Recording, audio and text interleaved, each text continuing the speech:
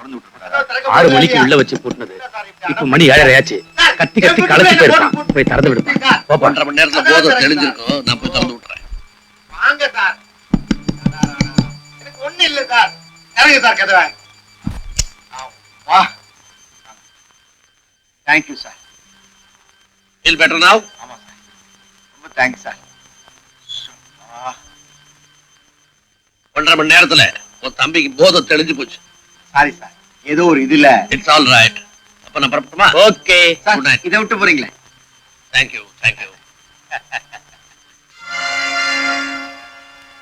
ஏ ராஜா, போன காரியம் okay.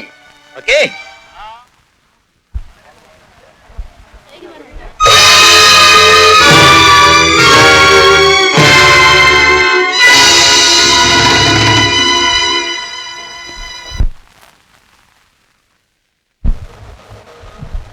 Your honour, குற்றவாளி கொண்டிருக்கும் இந்த குமார் தன்னுடைய காதலி தேவியின் நடத்தை மீது சந்தேகப்பட்டு அவளையும் அதற்கு காரணமாக இருந்த தியாகுவையும் கொடூரமான முறையிலே கொலை செய்திருக்கிறார்.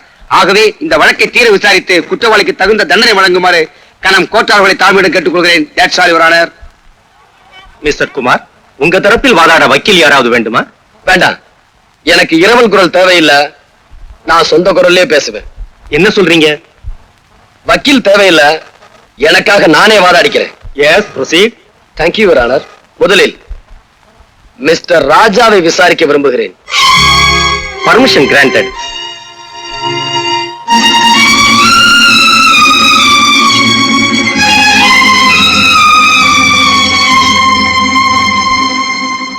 மிஸ்டர் ராஜா, அநியாயமா என் தேவியை கற்பழிச்சு கொலை செஞ்சது நீங்க தானே?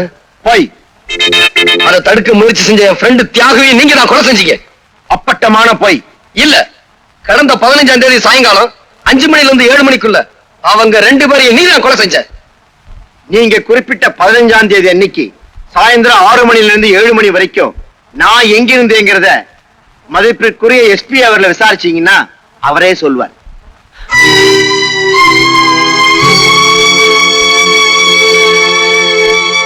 கனம் கோட்டார் அவர்களே, எஸ்பி அவர்களை விசாரிக்க அனுமதிக்கும்படி கேட்டுக்கொள்கிறேன்.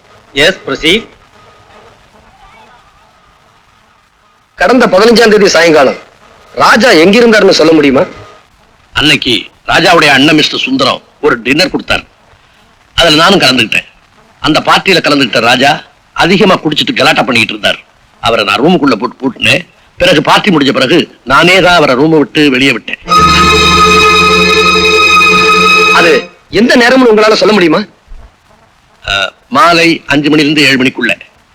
அந்த நேரத்துல அவர் தப்பிச்சு போய் கொலை செஞ்சிருக்கலாம் இல்லையா? செய்திருக்க முடியாது. ஏன்னா தொடர்ந்து அந்த நேரம் பூரா அவர் கதவை தட்டி கூச்சல் போட்டுக்கிட்டே இருந்தாரு. அது எங்களுக்கு எல்லாம் கேட்டுக்கிட்டே இருந்தது.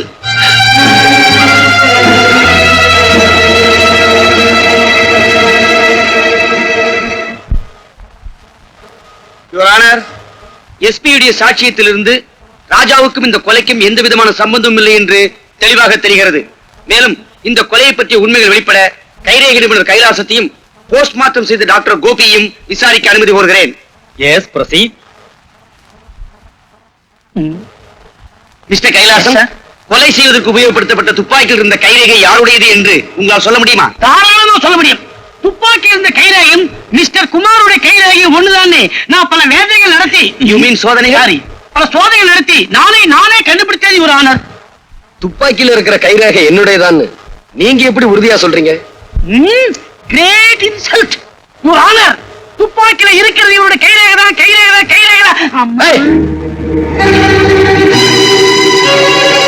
கற்பழிக்கப்பட்டதாக சொல்லும் தேவியின் பிரேதத்தை போஸ்ட்மார்ட்டம் செய்த டாக்டர் கோபி நீங்கள் தானே? எஸ். தேவியை ராஜாதான் கற்பழித்தார் என்று குற்றம் சாட்டப்பட்ட இந்த குமார் கூறுகிறார். What is your opinion?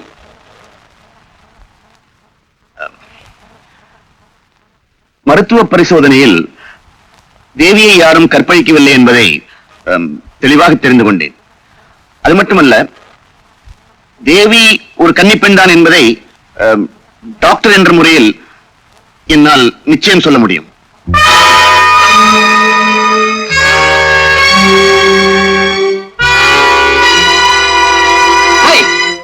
Kannagi இந்த கோர்ட்டுக்கு வந்தா அவ கற்பு கரசிதாங்கிறதுக்கு என்ன சாட்சி அப்படின்னு கேட்டு அவளையும் நடத்த கிட்டவன் சொல்லிடுவீங்க. இந்த அக்கிரமங்களுக்கு முடிவுரை எழுதுறேன், முட்டுப்புள்ளி வைக்கிறேன். இன்னையோட உங்க வாழ்க்கையை முடிக்கிறேன். டாய். Order order.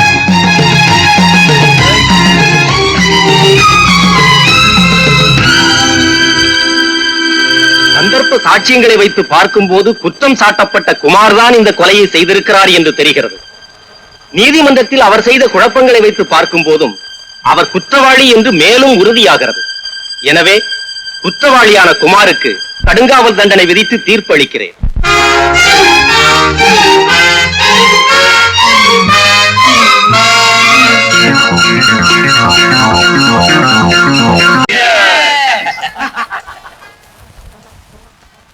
சார், கைரேகை கண்டுபிடிச்சா மாசம் கொஞ்சம் கொஞ்சம் வரும்.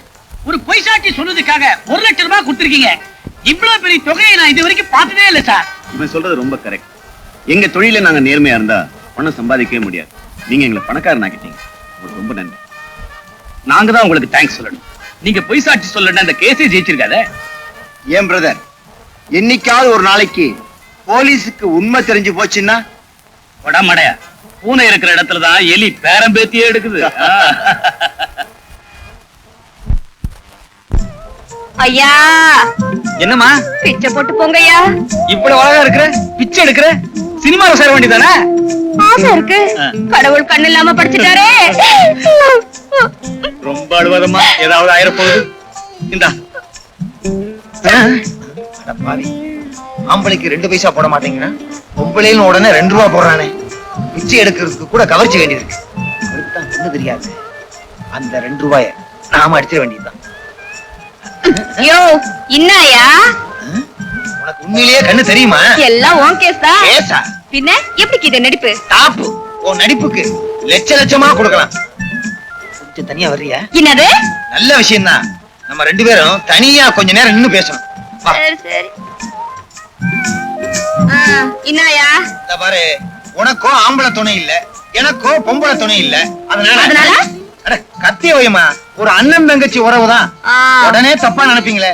நாம 2 பேரும் ஒண்ணு சேர்ந்தோம்னா பிச்சைக்கார தொழிலையே அபிவிருத்தி பண்ணிடலாம். இந்த நாட்டுல பல கட்சிகளுக்கு கிளையே இல்ல, நமக்கு கிளை உண்டாக்கிடலாம். என்ன யோசிக்கிற? ஆளுக்கு 50-50. நீ என்ன சொல்ற? டன். Done done. பாதி பணம் கொடு. நாளையில இருந்தா கட்சி ஆரம்பம். அப்படியா? ஆமா, கட்சிக்கு என்ன சின்ன வைக்கலாம்? திருவோடு. வா, தெருவோடு போகலாம். சரி. இனிமே தான் நமக்கு நல்ல காலம்.